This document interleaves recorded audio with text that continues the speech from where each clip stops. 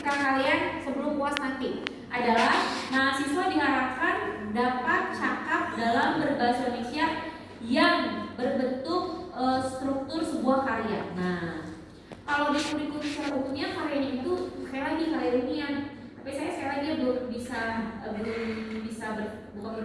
belum bisa dirumuskan apakah karya ilmiah ini bisa diganti dengan sebuah karya ilmiah tapi dalam bentuk ulasan. Ulasan itu gini, mungkin. Kan kalau kalian kemarin nge-vlognya sendiri, nah nanti mungkin karena bentuknya karya ilmiah harus mengungkapkan sebuah data atau mengungkapkan sebuah teori atau mengungkapkan sebuah bahan, mungkin nanti kalian tuh nge-vlognya jadi kayak pembawa acara. Apa sih namanya?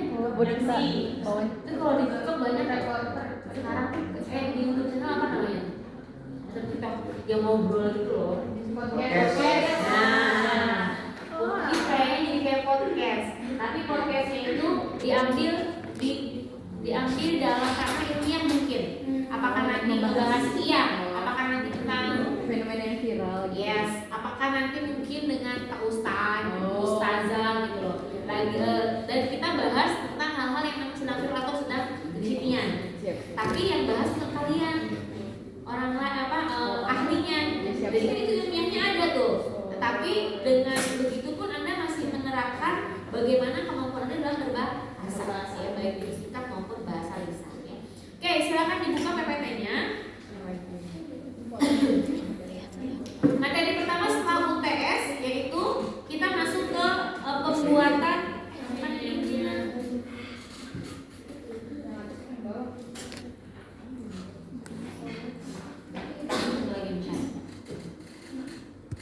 ada dua yang saya buka ya? Iya. Sama ya. Isinya sama nggak sih?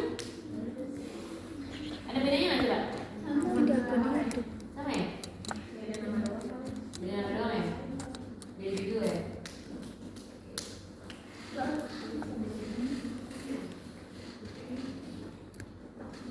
Ya.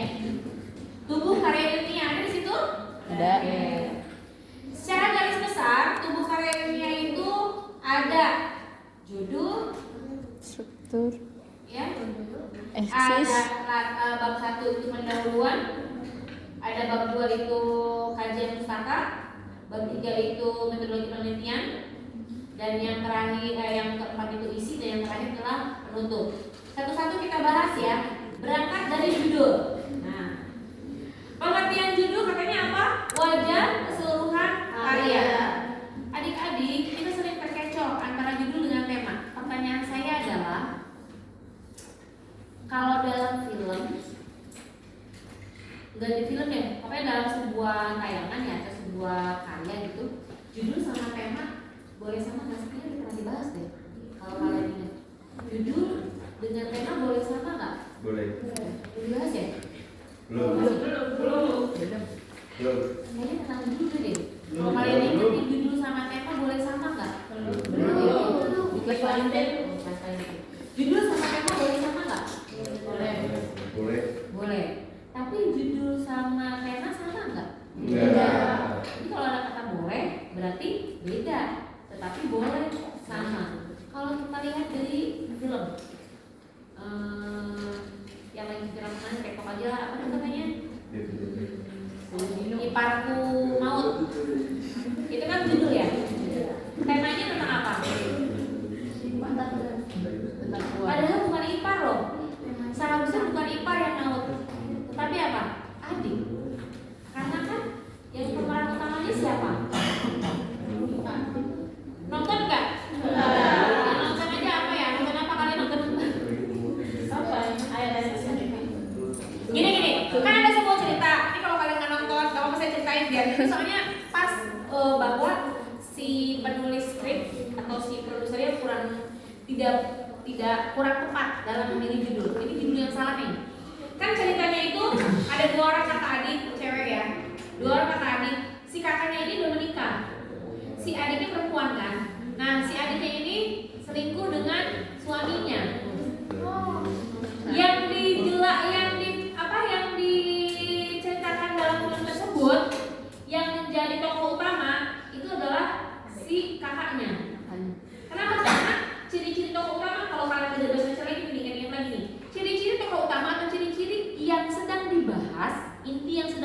dalam sebuah berita cerita adalah yang sering diulang-ulang dan sering muncul dan itu menjadi pokok center. Baik itu biasanya suka jadi pamflet apa pakai spanduk gitu ya, gambar dia gitu ya, atau poster-poster gambar dia. Berarti itu dia itu sebagai inti atau tokoh utama. Jadi ceritanya si kakaknya ini suaminya selingkuh dengan adiknya. Tapi dalam film tersebut judulnya malah Iparku Maut. Kan kalau mau Iparku Maut berarti iparnya siapa? Adiknya suaminya. Iparnya cewek. Maksudnya gini, kan ipar, kan judulnya ipar. Sedangkan tokoh utamanya siapa? Kakaknya. Tokoh utamanya kakaknya saya bilang. Kenapa? Karena dia sering muncul dan dia yang jadi center. Kalau mau judul kan tokoh utamanya kakaknya. Kalau judulnya Iparku Maut berarti ipar kakaknya. Benar nggak? Berarti harusnya adik dari suaminya, bukan malah adiknya. Iya. Nah, kalau mau bukan Iparku Maut tapi adikku maut. Itu adalah penentuan judul yang belum tepat adik-adik. Nanti awas dalam membuat sebuah karya tulis ilmiah antara judul dengan subtema nggak boleh nggak nyambung, mesti nyambung. Terus ada yang komen di situ gitu kan, para ahli drama pada komen ya gitu ya, berkomentarnya gini, oh mungkin saja cerita tersebut sebetulnya menceritakan bukan namanya Rani kakaknya, mungkin bukan menceritakan si Rani, tapi malah adiknya yang diceritakan jadi senternya. Tetapi dalam cerita tersebut malah Rani yang sering muncul, maka judulnya tepat kalau Iparku Maut. Tapi kan kalau Iparku Maut, ku-nya untuk siapa? Kalau mau Rani, kalau mau adiknya Rani loh, kan Rani itu kakaknya, adiknya Rina, ya suaminya namanya Roni. Kalau judulnya Iparku Maut, berarti yang maut itu ku-nya siapa?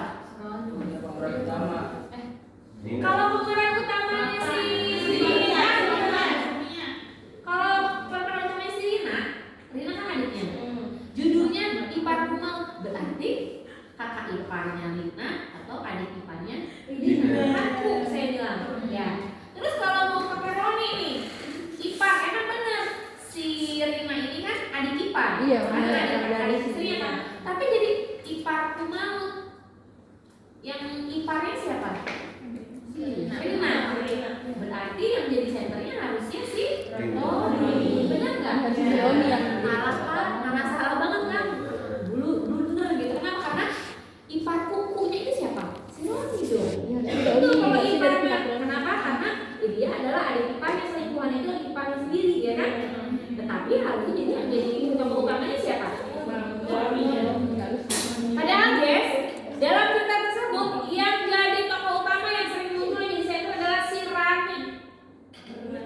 Jadi kalau judulnya Iparku Maut, ku-nya kan si Rani. Ya berarti harusnya adik iparnya atau kakak iparnya dari suaminya kan? Adik atau kakak dari suaminya. Itu adalah cerita yang bukan cerita yang salah. Si penulis skripnya salah, kurang bisa gitu loh. Jadi penempatan ku itu hati-hati. Penempatan ku itu hati-hati. Sama dengan kita bahas dulu. Nah, kita pernah bahas nih. Bedanya bahasa Indonesia dengan bahasa asing adalah kalau bahasa Indonesia itu salah sedikit nggak apa-apa kan, salah huruf kan.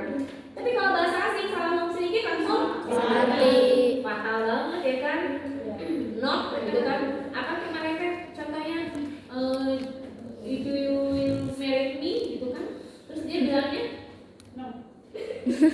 no gitu kan ya, atau I can, harusnya kan I can. Tapi dia bilangnya apa? Yes. I cannot, pakai T. Iya, Salah I kan? I cannot. Oh, udah gagal nikahnya. Tapi kalau do you can? I can. Atau yes aja gitu itu bagus. Tapi kan karena kita orang Indonesia, enggak itu tipe saya. Gak bisa gitu kan. Tipe-tipe kayak gitu gak bisa ya. Itulah perbedaan antara bahasa Indonesia dengan bahasa asing. Kalau bahasa asing nggak ada kata. Tapi kalau bahasa Indonesia masih bisa. Gitu ya. Balik lagi ke judul. Jadi judul itu merupakan wadah keseluruhan karya, isinya itu dari variabel, acuan teori, dan juga ciri-cirinya dapat berubah. Tapi ingat, dalam penentuan judul adik-adik tidak boleh salah ya, sekali lagi ya. Kenapa tidak boleh salah? Karena ya itu tadi, khawatirnya menjadi seperti tadi film yang saya ceritakan bahwa harusnya judulnya apa gitu ya, yang jadi senternya apa, ini malah salah.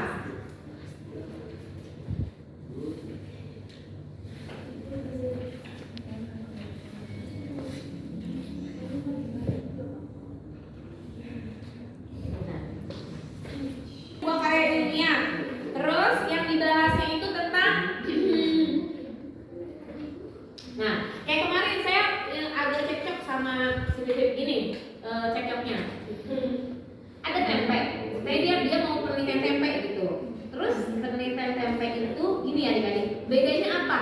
Coba ambil kesimpulannya. Jadi beliau itu mau bikin penelitian dari tempe.